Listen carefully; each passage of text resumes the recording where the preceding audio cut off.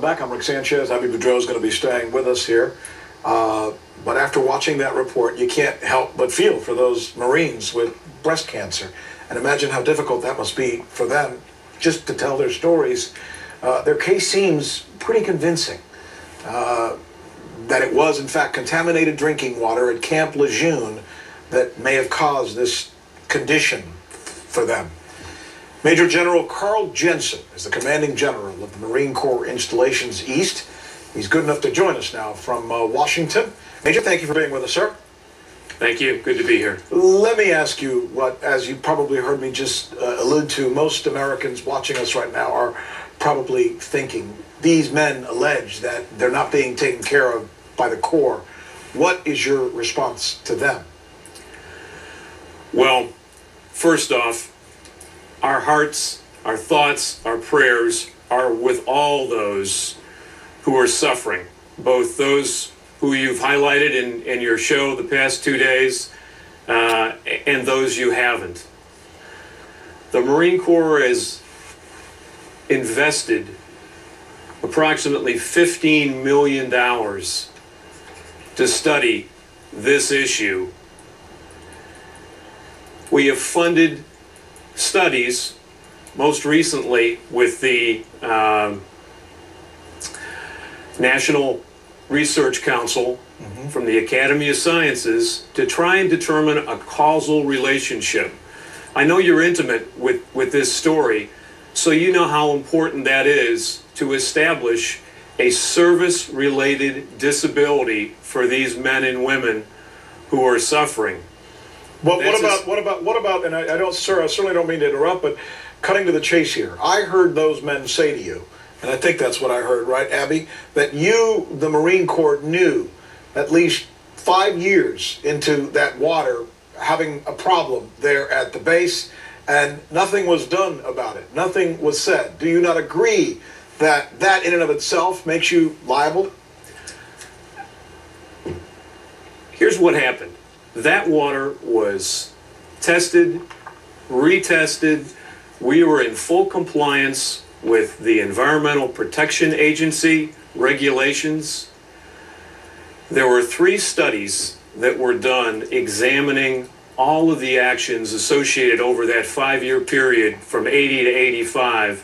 One was conducted by the EPA, another one by GAO, and a third was a Commandant of the Marine Corps directed fact-finding session that involved outside independent agencies.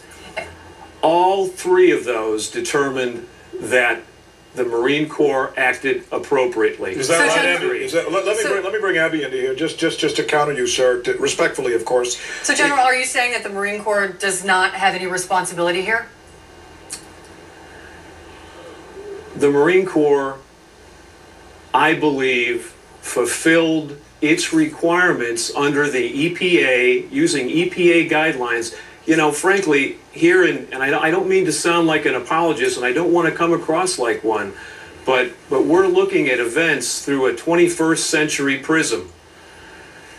This whole notion of environmental sensitivities and water sampling, this is very new at the time. And But General, yes. Just with all due respect, I mean, at that time you knew that it was, of course, dangerous to spill toxic chemicals into the ground at that point. You can't possibly say that just because the EPA didn't have a standard that you didn't know that it was wrong at that point. We weren't dumping toxic chemicals into the ground. Really? Degreasers and things like that, and we do know that that is a fact. We were properly disposing of them. We even talked to a Marine who we interviewed who said that they were dumping that stuff into the ground because that's what they were told to do at that time, even though it didn't feel right. At what time, ma'am? When in the 70s, 80s. Beyond all of these details, I think what people want to know the most is what do you have to say to these Marines right now who are out there, who some of them have a year left to live? What can the Corps do for them? I understand completely. We think because of the critical nature of complying with the statutory requirement that the Veterans Administration has to prove a service-related disability. That's the nexus we need to go after.